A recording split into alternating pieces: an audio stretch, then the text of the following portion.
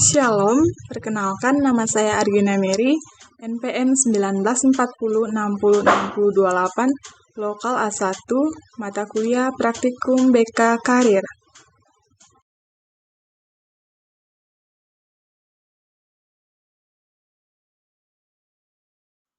Baiklah, di sini saya akan menjelaskan terlebih dahulu apa itu SMK.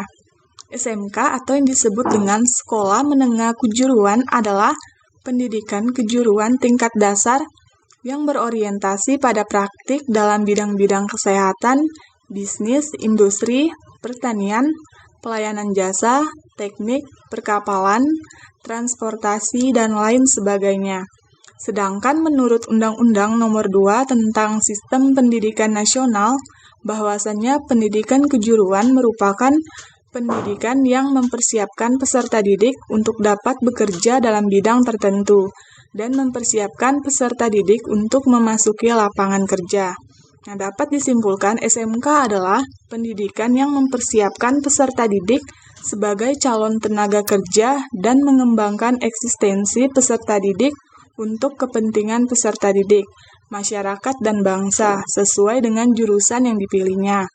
Yang dimana pemintaan jurusan SMK ini adalah proses untuk memfasilitasi peserta didik dalam pemilihan, penempatan, dan penyesuaian dengan jurusan yang diminati agar mampu mempersiapkan dan mengembangkan potensi sesuai dengan jurusan yang dipilihnya, serta mampu menentukan masa depan di dunia kerja. Pilihan karir setelah lulus SMK. Setelah kelulusan kelas 3 SMK, euforianya pasti masih terasa. Tetapi, mungkin tidak berlama-lama, karena setelah itu masuk masa-masa kebingungan mau kemana setelah tamat. Ketika masih SMK, hal ini mungkin belum terpikirkan dengan jelas, karena masih terfokus untuk belajar materi-materi di sekolah dan juga tuntutan harus mencapai nilai tertentu agar dapat lulus ujian akhir nasional. Sekarang setelah lulus, pertanyaan-pertanyaan itu semakin bergema dalam pikiran. Ada beberapa pilihan yang mungkin terpikirkan dan yang dapat dipilih yaitu yang pertama, melanjutkan ke jenjang pendidikan yang lebih tinggi atau kuliah. Sebagian orang yang ingin melanjutkan ke perguruan tinggi biasanya sejak SMK sudah punya rencana akan kuliah di mana, jurusan apa. Memilih untuk kuliah pastinya tidak mudah. Pertama, sebaiknya sesuaikan jurusan yang dipilih dengan minat dan kemampuan. Tidak perlu ikut-ikutan teman. Karena teman dekat ingin masuk perawat, jadinya pengen kuliah perawat juga. Padahal selama ini mungkin lebih suka mengutak-ngatik komputer. Jadi, pilihan jurusan yang sesuai dengan kemampuan dan minat. Bila belum mengetahui apa yang menjadi minat dan kemampuan diri, dapat dibantu dengan cara meminta bantuan pendapat wali kelas, guru bidang studi lain, atau guru bimbingan dan konseling. Hal kedua dalam memilih melanjutkan kuliah, pertimbangkan juga perguruan tinggi yang akan dimasuki. Bagaimana akreditasinya, bagaimana lingkungan kampusnya, dan fasilitasnya. Hal ketiga, bahwa Indonesia mengenal jalur pendidikan di Polma dan pendidikan sarjana. Pendidikan di Polma biasanya fokus pada skills, jadi lebih banyak mengasah keterampilan kerja, dan biasanya lebih siap pakai ketika turun ke dunia kerja nantinya. Sedangkan pendidikan sarjana fokus pada pengembangan keilmuan, lebih banyak mikir dan menganalisa konsep. Hal keempat yang menjadi pertimbangan tentunya adalah biaya. Untuk hal ini perlu memperhitungkan sumber daya apakah dari orang tua, beasiswa, atau membiayai sendiri. Tentunya hal ini perlu dibicarakan dengan peserta didik. Hal kelima yang dapat dipertimbangkan, apakah akan kuliah di luar kota atau di dalam kota, atau apakah tetap tinggal dengan orang tua atau pergi merantau. Dan yang kedua adalah bekerja. Hal seperti ini mungkin dipilih setelah melihat kondisi ekonomi keluarga yang kurang mendukung untuk melanjutkan ke perguruan tinggi, atau mungkin karena keinginan peserta didik sendiri agar segera mandiri secara ekonomi. Untuk pilihan ini, pertimbangkan lapangan kerja yang tersedia. Mengingat lapangan kerja yang tersedia bagi lulusan SMA atau SMK sangat sedikit sekali, apalagi untuk menjadi PNS yang memang hampir-hampir tidak ada lagi kesempatan. Karena itu, perlu melihat lapangan kerja seperti apa yang menerima lulusan SMK. Biasanya, yang masih menerima perusahaan swasta adalah untuk posisi customer service, office boy, cleaning service, dan administrasi. Bagi adik-adik yang lulusan SMK, biasanya lebih sesuai dengan jurusan SMK-nya. Contohnya, lulus SMK otomotif dapat bekerja di bengkel-bengkel motor atau mobil. Yang ketiga adalah kursus. Tujuan kursus adalah meningkatkan keterampilan teknis yang siap pakai. Jadi, kursus lebih banyak praktik daripada teori. Bahkan sering dilengkapi dengan magang atau praktik kerja. Jenis kursus yang bisa ditempuh pun banyak dengan biaya dan fasilitas yang bervariasi.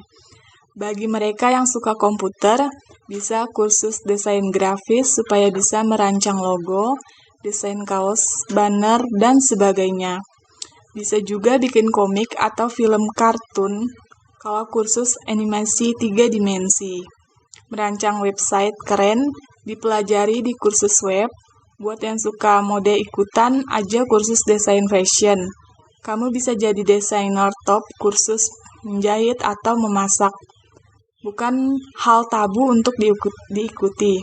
Banyak penjahit bagus bisa berpenghasilan tinggi dengan membuka usaha menjahit di rumah. Begitu juga dengan koki atau chef yang bisa menyajikan masakan enak. Bisa buka usaha sendiri atau kerja di restoran ternama. Masih banyak jenis kursus lainnya, dan semua itu disesuaikan dengan potensi diri yang dimiliki. Pada umumnya, biaya kursus lebih murah daripada kuliah. Waktunya pun lebih singkat. Ilmu dan keterampilan yang didapatkan bisa langsung diterapkan untuk melamar kerja atau buka usaha. Yang keempat, buka usaha sendiri. Banyak usaha yang dilakukan oleh anak muda.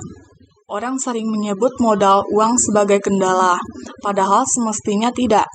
Untuk memulai usaha hanya perlu 1M, yaitu mau. Kalau ada kemauan, pasti ada jalan. Modal uang bisa dicari dari keluarga sendiri atau pinjaman sana-sini. Tidak semua usaha perlu modal uang besar. Untuk memulainya, buka usaha bisa disesuaikan dengan minat atau hobi yang kita miliki. Mungkin yang suka ngoprek motor bisa bikin bengkel, bikin warnet dan game online, buka distro, kios pulsa, kafe, atau warung makan dan sebagainya. Jangan gengsi jadi pengusaha, karena statusnya yang masih dianggap kurang keren di mata masyarakat. Padahal kalau mau kaya mestinya jadi pengusaha. Yang kelima atau yang terakhir adalah bekerja mandiri. Bekerja mandiri artinya bekerja untuk diri sendiri, tanpa ada batasan dan bawaan. Contoh pekerja mandiri adalah pengajar les privat, desainer web, pelatih olahraga, dan sebagainya. Untuk bekerja mandiri, kita harus punya ilmu dan keterampilan yang memadai. Lulusan SMK bisa mengajar les privat untuk anak SD atau SMP. Tentu, kita harus tahu dan menguasai bahan pelajaran apa saja yang dipelajari oleh anak-anak. Tidak perlu modal, hanya perlu mencari murid di sekitar tempat tinggal. Promosi bisa dilakukan dengan menyebar brosur ke sekolah terdekat atau ke rumah-rumah yang punya anak usia sekolah.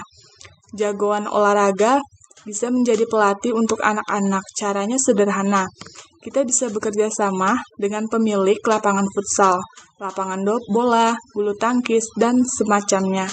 Kita akan membuat klub olahraga untuk anak-anak dengan latihan rutin. Tiap anak yang ikut dikenakan iuran bulanan. Sistem usahanya dengan format bagi hasil untuk kita sebagai pelatih dan pemilik lapangan. Selanjutnya, faktor pendukung dan penghambat dalam karir. Berikut ini beberapa faktor yang mendukung keputusan pilihan karir adalah yang pertama, pemahaman terhadap diri sendiri meliputi minat, bakat yang mereka miliki. Yang kedua, memiliki kepercayaan diri dan juga optimis yang tinggi. Yang ketiga, memiliki kedisiplinan tinggi dalam hidupnya. Yang keempat, memiliki komitmen yang tinggi. Yang kelima, terdapat peran dari keluarga dalam pengambilan keputusan karir yang mereka lakukan.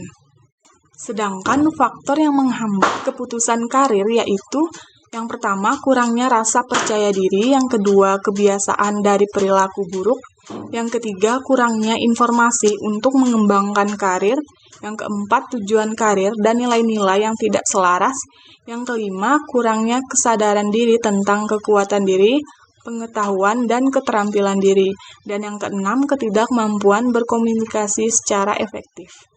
Persiapan dalam pemilihan karir yang pertama, kepribadian, yang dimana apakah ada kecocokan antara kepribadian peserta didik dan karir pilihannya.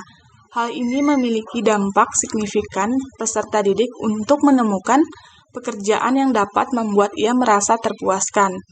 Terdapat dua aspek utama yang harus dipertimbangkan. Meskipun karir tersebut cocok dengan kepribadiannya, namun seberapa banyak ia bekerja dengan referensi atau keinginannya untuk memperbesar kemungkinan menemukan karir yang cocok untuknya memerlukan fleksibilitas perubahan di luar karir pilihannya. Yang kedua, motivasi. Motivasi adalah salah satu faktor yang paling penting bagi kepuasan karir jangka panjang. Temukan pekerjaan yang memotivasi peserta didik, maka peserta didik telah menemukan karir yang tepat. Motivasi yang lebih luas mencakup berbagai topik seperti minat, sesuatu yang memberi sebuah prestasi. Yang kedua, faktor motivasi tak sadar. Yang ketiga adalah keterampilan. Keterampilan adalah kunci untuk membuka pintu ke banyaknya pilihan karir. Keterampilan yang diperoleh adalah hasil dari kemampuan atau bakat bawaan yang dikembangkan oleh setiap pelatihan yang diterima. Yang keempat, nilai-nilai. Nilai-nilai termasuk gaya hidup yang diinginkan, keyakinan agama, atau panduan etika yang diikuti, jenis organisasi atau orang yang ingin bekerja untuknya, dan produk atau jasa yang berkontribusi di dalamnya. Yang kelima adalah kesempatan. Kesempatan memutuskan apa yang ingin dilakukan adalah tidak ada gunanya kecuali ada kesempatan bagi diri sendiri untuk mengejar dan dapat menemukan peluang melalui tindakan-tindakan seperti menciptakan bisnis sendiri, pendekatan kepada perusahaan untuk melihat apakah ada kekosongan jabatan, mencari melalui iklan untuk pekerjaan atau pelatihan kejuruan atau sponsor, networking melalui orang yang Anda kenal untuk mendapatkan referensi. Yang selanjutnya adalah cara sukses dalam pemilihan karir.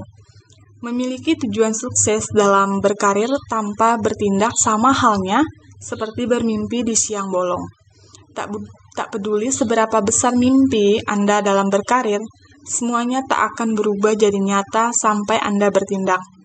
Berikut ini 7 kunci sukses meniti karir khususnya bagi para generasi muda seperti dikutip dari Career Wellspring adalah yang pertama sikap positif, yang kedua percaya diri, yang ketiga kebiasaan positif, yang keempat buat pilihan yang tepat, dan yang kelima gunakan imajinasi kreatif, yang keenam gigi, dan yang ketujuh punya tujuan.